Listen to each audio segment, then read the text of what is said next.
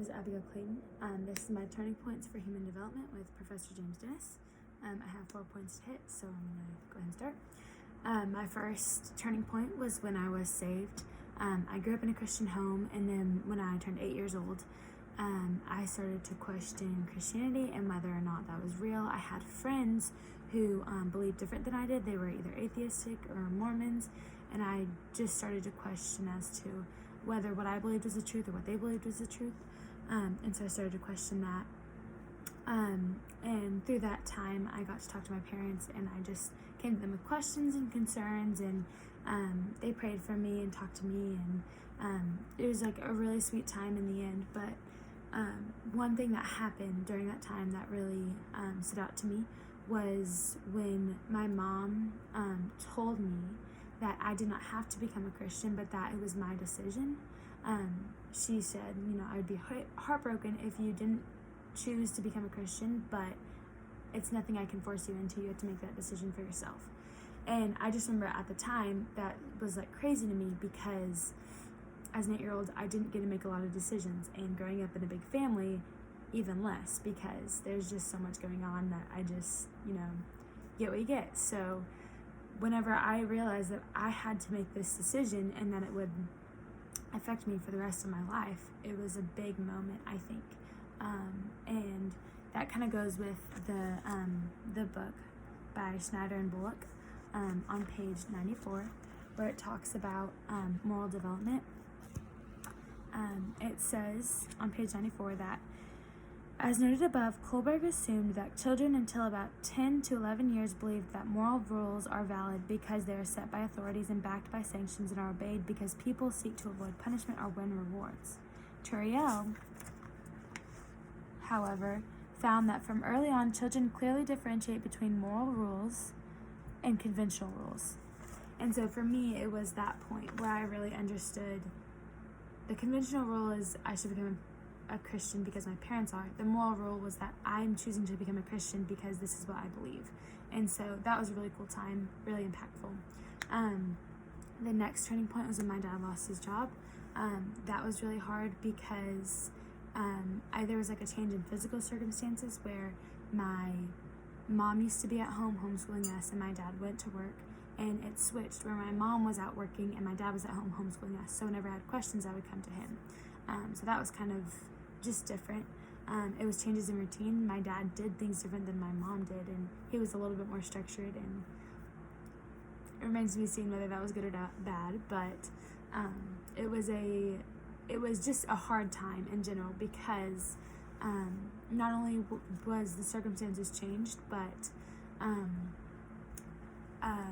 my dad not having a job, it was very stressful on our family. Financially, my parents were struggling, and we were aware of this because we would hear conversations that they had or concerns that they had. And so at the time when I was in middle school, it really affected me because I started to live according to what I thought I was supposed to do. And so I decided to not be a burden to my parents because they were stressed. So I just did whatever I could to help, and I didn't come to them for problems. I just was there to help. And I tried to sort of be a helper to my younger siblings because I was the oldest one at home at the time. And I tried to step in and guide them and help them, and you need to do this or you shouldn't do this, because it was stressed out our parents. And they were younger than me at the time, and they were like, what the heck are you talking about? Like, you don't need to worry about that, but I did.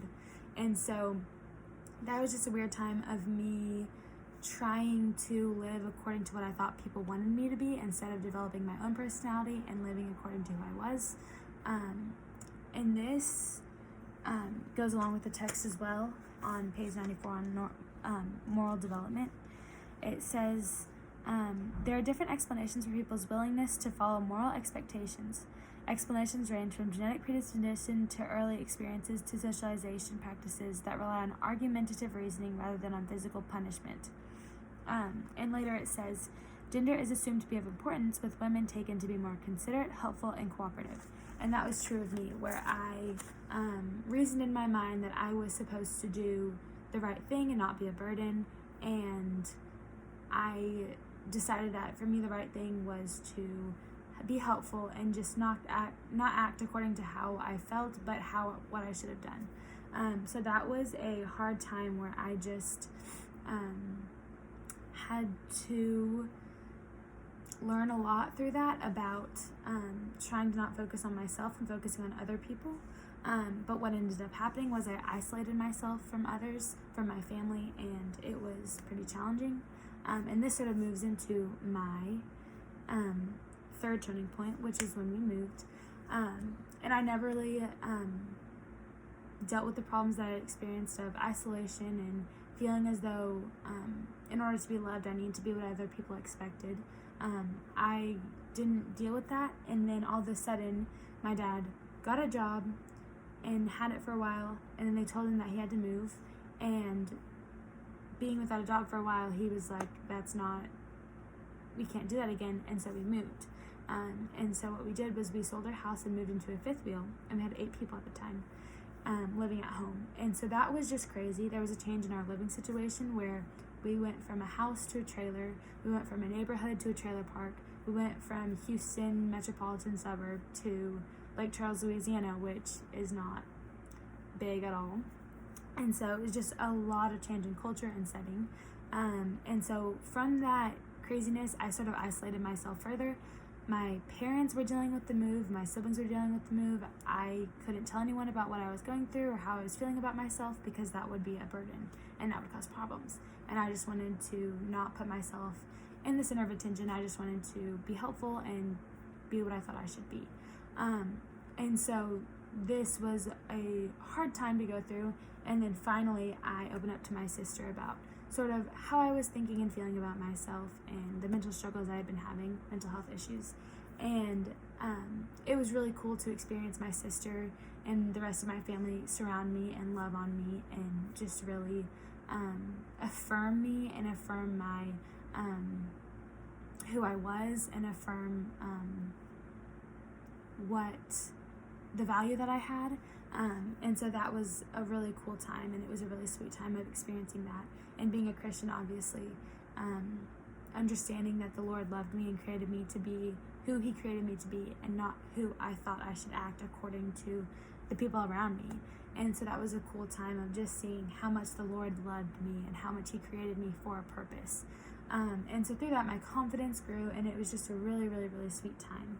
And this kind of goes along with the textbook where it says on page 149, critical life events may reduce self-confidence, reduce personal well-being, and impede social adaptation. However, coping with these problems in a successful manner may stabilize and promote self-confidence. And so even though it took a long time, from when I was in middle school until the first few years of high school, I really learned a lot about self-confidence and who I was and finding my security in Christ and not in my circumstances. And so that was a cool time of learning that. And that sort of leads into my fourth point, which is when I went to college. And so I was developing self-confidence and developing myself and being aware of who I was and what I believed and what I wanted to do. But it was still a challenging time because I was in high school and I had to make decisions about colleges. And so that was just stressful in and of itself. And on top of that, there was a global pandemic my senior year of high school, which was not helpful for stress by any means. So very stressed, very unsure, very uncertain, not sure if I wanted to go to college, not sure where I wanted to go. And through talking about it with my family and praying about it, the Lord revealed that He wanted me to be in Oklahoma for some reason. And so I came, and through that I have developed a lot of relationships and a lot of people and community that I have been able to grow with, and I have been able to learn more about myself, and I've been able to learn more about other people and just learning how to rely on other people through this community that I found at OBU. And that is just another big turning point of how the Lord has used something that was really hard, which was relying on people. And He taught me how to rely on people through my circumstances and through this situation of coming to college. So those are my turning points, and yeah.